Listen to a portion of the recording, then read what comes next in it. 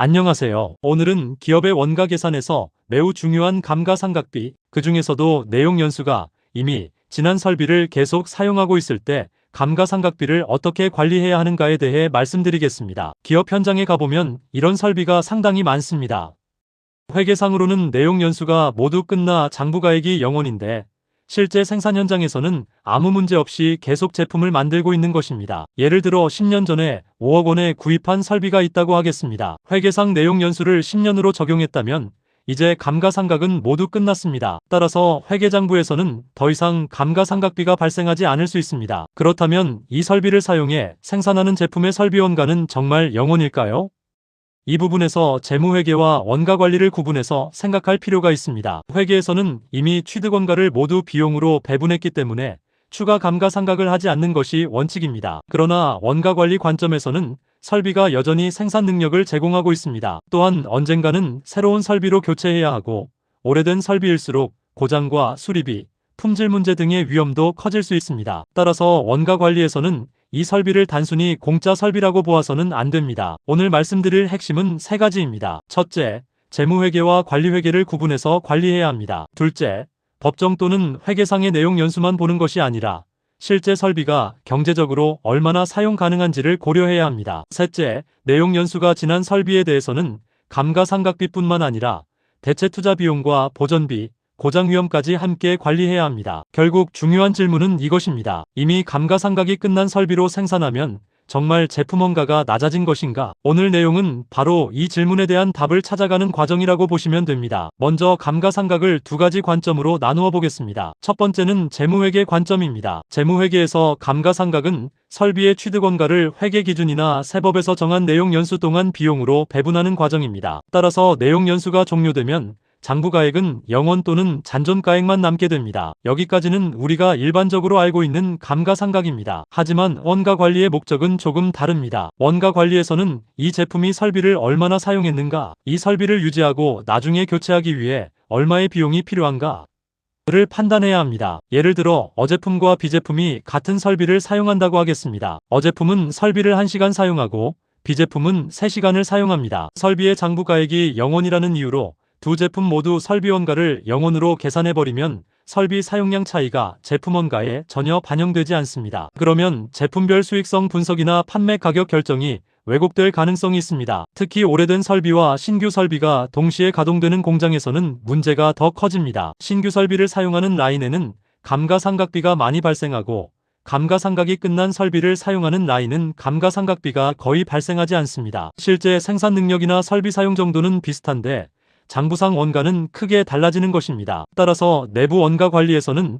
상각이 완료된 설비에 대해 관리상 설비 사용료 또는 필요하다면 대체 준비비, 보존비와 같은 별도의 관리 항목을 두는 방법을 검토할 수 있습니다. 다만 중요한 점이 있습니다. 회계장부의 임의로 감가상각비를 추가하자는 의미는 아닙니다. 외부 재무보고에서는 기존 회계 기준을 적용하고 내부 원가 관리와 가격 결정, 투자 의사결정 목적으로 별도의 관리원가를 계산하자는 것입니다. 제품별로 배부할 때는 기계시간이나 생산량, 병목설비 사용시간, 설비 점유율 등을 활용할 수 있습니다. 핵심은 단순합니다. 장부가액이 0원이라고 해서 설비의 생산가치까지 0원이 되는 것은 아닙니다. 설비의 경제적 수명은 고장 패턴과 함께 봐야 한다. 그렇다면 설비의 적정 내용 연수는 어떻게 판단해야 할까요? 여기서 설비관리 분야에서 많이 사용하는 개념이 바로 베스트 오브 커브, 욕조 곡선입니다. 자료의 그림을 보시면 설비의 수명은 크게 초기 고장 기간, 우발 고장 기간, 마모 고장 기간의 세 단계로 구분됩니다. 먼저 초기 고장 기간입니다. 설비를 새로 설치한 직후에는 설치 불량이나 조립 문제,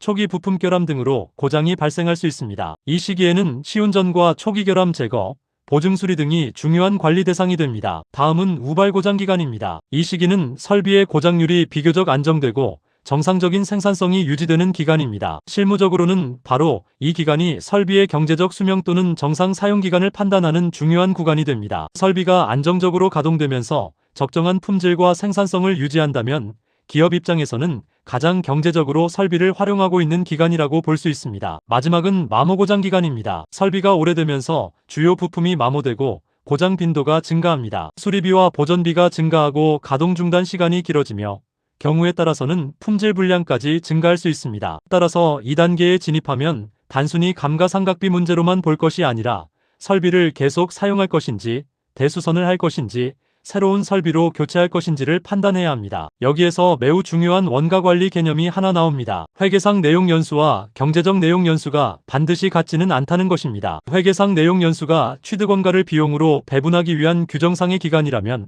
원가관리 관점의 경제적 수명은 설비가 안정적으로 생산가치를 만들어낼 수 있는 실제의 기간이라고 볼 수 있습니다. 따라서 내용연수 10년이 지났다는 이유만으로 무조건 경제적 가치가 없다고 판단해서는 안 됩니다. 반대로 장부상 내용연수가 아직 남아있더라도 수리비가 급증하고 불량률과 고장시간이 크게 증가한다면 경제적으로는 이미 교체 시점에 가까울 수도 있습니다.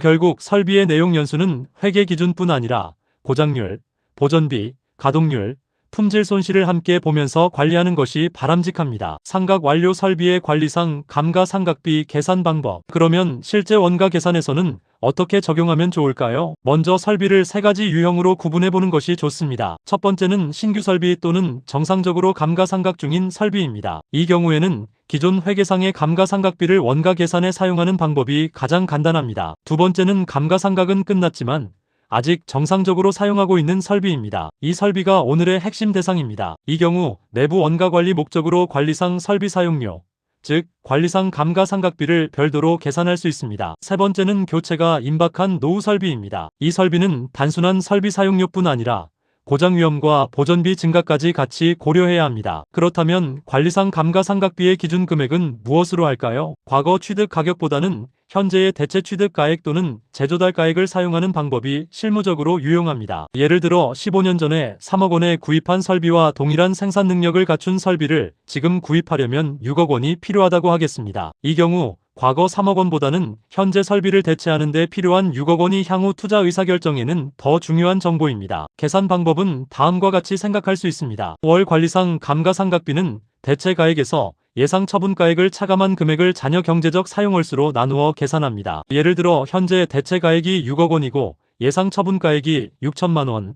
앞으로 경제적으로 5년, 즉 60개월 정도 사용할 수 있다고 판단했다고 하겠습니다. 그러면 관리상 설비 사용료는 월 약 900만 원이 됩니다. 이 금액을 다시 제품별 설비 사용 시간이나 병목 시간을 기준으로 배부합니다. 예를 들어 어제품이 전체 설비 시간의 30%를 사용했다면 약 270만 원을 어제품의 관리상 원가로 배부하는 방식입니다. 이렇게 하면 장부가액이 0원인 설비라고 하더라도 실제 생산 능력 사용에 대한 비용을 제품 원가에 반영할 수 있습니다. 다만 이 금액은 회계상 감가상각비가 아니라 내부 의사결정을 위한 관리 원가라는 점을 명확히 구분해서 관리해야 합니다. 내용 연수가 지난 설비의 원가를 관리하는 방법은 크게 세 가지로 정리할 수 있습니다. 첫 번째, 대안원은 회계기준 그대로 감가상각비를 0원으로 처리하는 방법입니다. 가장 단순한 방법입니다. 장부와 원가 자료가 일치하기 때문에 계산과 관리가 편리합니다. 하지만 문제가 있습니다. 제품 가격이나 라인별 수익성을 분석할 때 오래된 설비를 사용하는 제품의 원가가 지나치게 낮게 나타날 수 있습니다. 또한 앞으로 설비를 교체하는 데 필요한 비용이 원가 정보에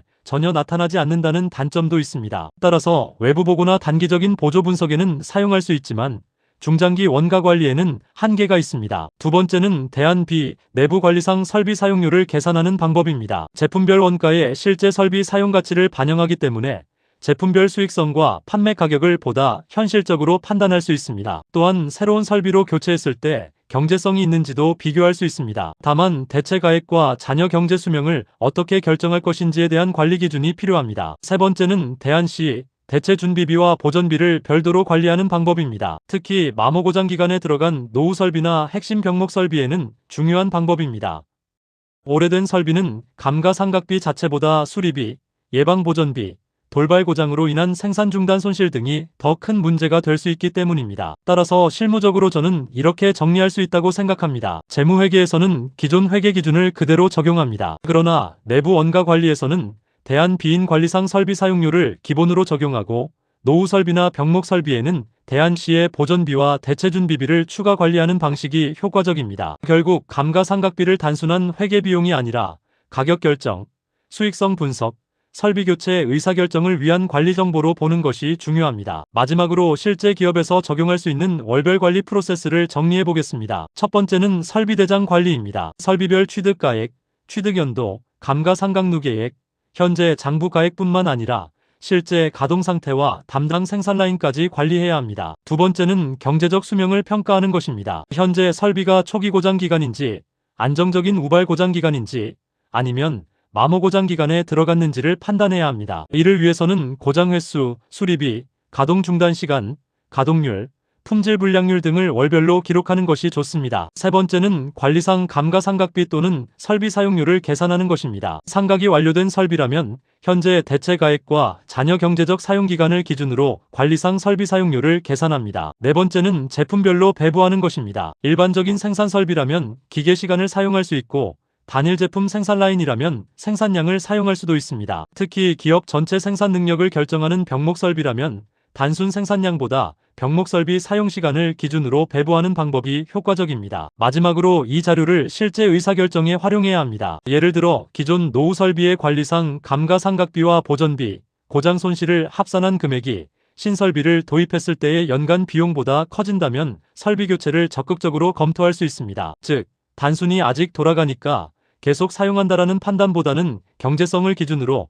계속 사용과 교체를 비교해야 합니다. 현장에서는 세 가지 지표를 특히 관리할 것을 권합니다. 첫째, 설비의 고장률과 고장 시간입니다. 둘째, 수리비와 예방보전비입니다. 셋째, 가동률과 품질 손실입니다. 이 세 가지가 지속적으로 악화된다면 마모 고장 기간에 진입하고 있다는 신호로 볼 수 있습니다. 오늘의 내용을 한 문장으로 정리하면 다음과 같습니다. 감가상각이 끝난 설비는 회계상 비용이 0원일 수 있지만 원가 관리에서는 생산 능력의 사용 가치와 향후 대체 투자비, 그리고 노후화에 따른 고장 위험을 반드시 관리해야 한다. 이렇게 관리해야 제품 가격과 제품별 수익성을 제대로 판단할 수 있고, 나아가 설비를 언제 교체해야 하는지도 합리적으로 결정할 수 있습니다. 감사합니다.